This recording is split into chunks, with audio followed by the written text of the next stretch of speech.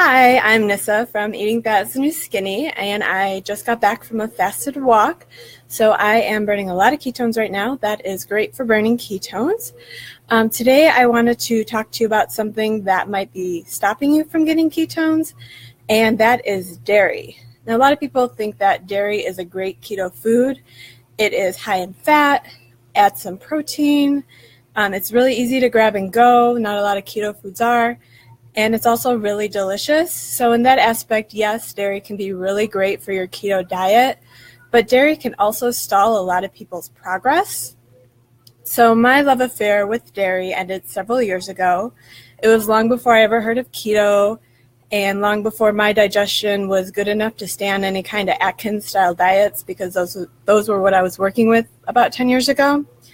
So when I used to attempt these low-carb, higher-fat diets, dairy was definitely one of my staples. It was the best diet ever. I could eat all the cheese I wanted and lose weight, and it was great. I would actually go out and buy those Tombstones or Jack pizzas, and I would heat them up, add some extra cheese, and eat the toppings off with a fork. My non-diet obsessed roommates were a little confused by this, but they benefited because they got to eat the crust. I did not. It was also typical for me to have a lot of sore throats back then, and I also had pretty bad acne. Mostly that was cystic, which is the worst, most painful kind of acne that you can have, and I had a lot of it. So almost 10 years ago, I came across some information that dairy could actually be the cause of my cystic acne. And while I didn't want to give up cheese, and I definitely didn't want to give up chocolate milk, love the stuff, I did want to get rid of cystic acne, so I thought it would be worth trying an elimination diet. So I pulled all dairy out of my diet for 2 months, and it was pretty hard. There's actual studies showing that dairy can actually be addictive as some street drugs. The dairy proteins can act as mild opiates, and fragments of cheese protein called casomorphins can attach to the brain receptors the same way that heroin and other narcotics are. So if you're having trouble giving up dairy, maybe that's why. I went extra hard and gave up my cheese addiction just because I really wanted to get rid of the acne.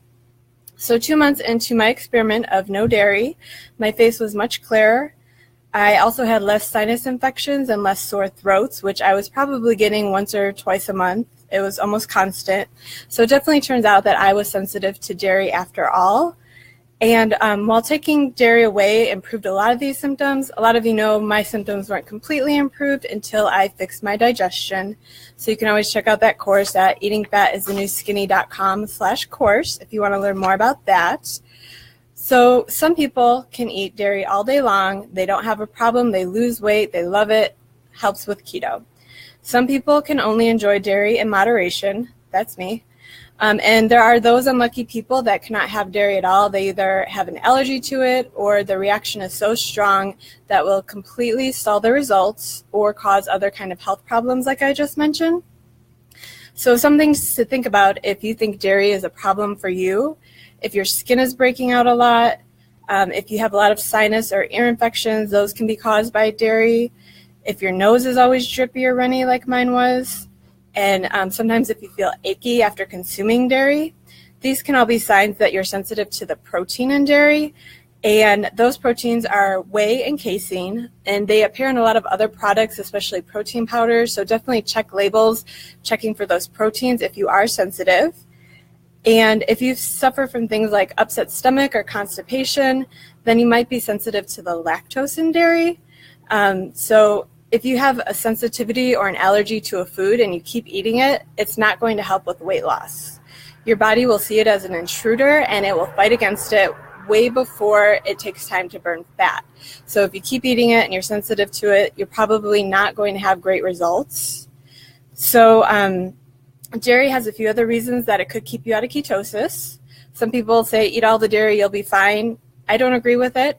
So the reasons that I see it could keep you out of ketosis is it has protein. So with enough dairy, that protein might start to add up. Like if you eat a whole pizza toppings of cheese like I used to, that dairy will definitely add up. And too much protein will keep sensitive individuals out of ketosis, and this is a process called gluconeogenesis. Dairy also has carbs. So again, if you're eating a ton of it, those carbs can start to add up and keep sensitive individuals out of ketosis. It also has lactose, which is sugar. So this makes dairy a highly insulinogenic food, and that means it's spiking your insulin. So if you are highly insulin resistant, eating sugar, even the naturally occurring sugars, can definitely keep you out of ketosis and not help you lose weight. Also, as mentioned above, if you have a sensitivity or an allergy to dairy, your body will become inflamed trying to fight against what it sees as a potential threat. So if you think that dairy could be causing issues for you, the best thing to do is to remove it completely from your diet for 1 to 2 months, which I know is hard, but sometimes you just have to do it.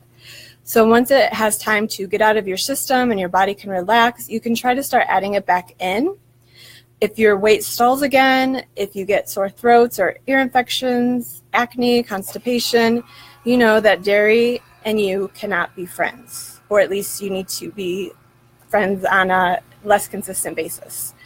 As an alternative to avoiding cheese for the rest of your life, there's a few other things you can do. You can also work on healing your gut, taking things like collagen, that would help you, or just Google working on your gut.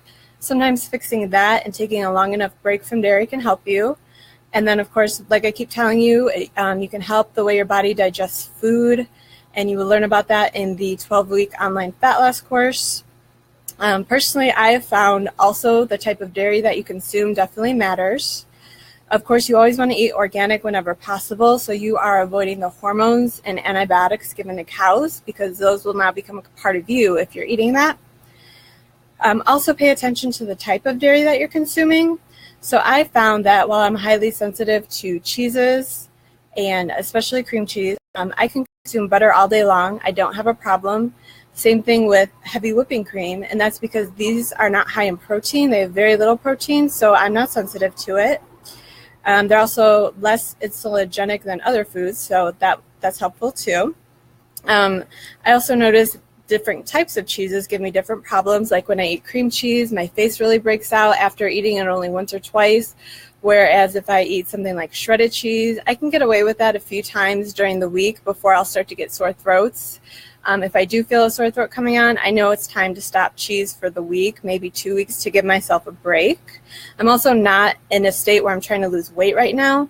If I were, I would probably avoid dairy altogether, because it's obviously inflaming my body and it's not good for me, and that will keep me from losing weight.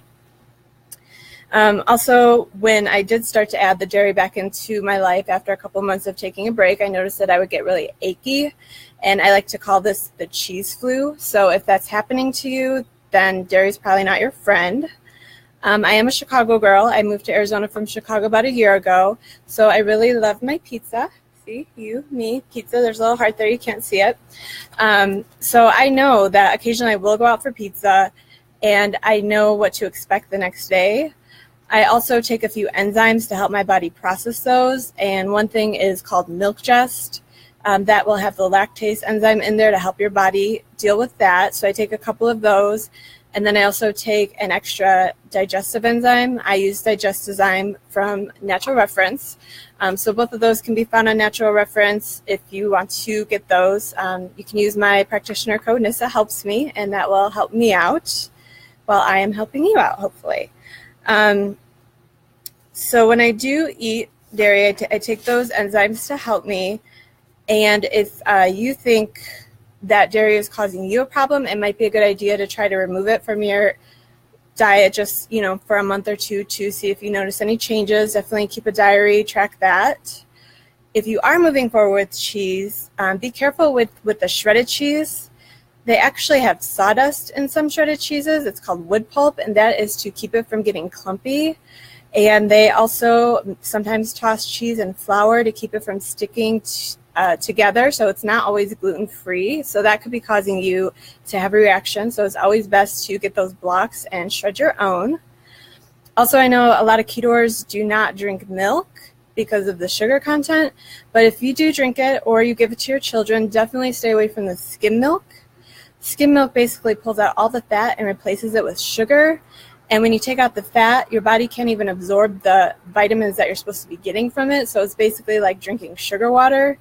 Plus there's hormones in it that, you just don't want to drink skim milk or give it to your kids. Always choose a full fat organic milk if you are giving it to kids. Also, soy milk is not a great replacement because it has hormone disruptors in it. So you could always try to substitute with a full-fat coconut milk, or sometimes even almond milk is going to be better for you than soy or skim milk. So like I said, if you think you have trouble, take it out for a month or two and see how you do. Also, I teamed up with Leanne Vogel at Healthful Pursuit, and she has a meal plan that is gluten and dairy free. So if you're interested in checking that out, I believe she gives you a free week to check it out. You can go to eatingfatisthenewskinny.com/shop. All right, well, thank you for watching, and if any of this was helpful, please share. Thank you for following me at Eating Fat is the New Skinny.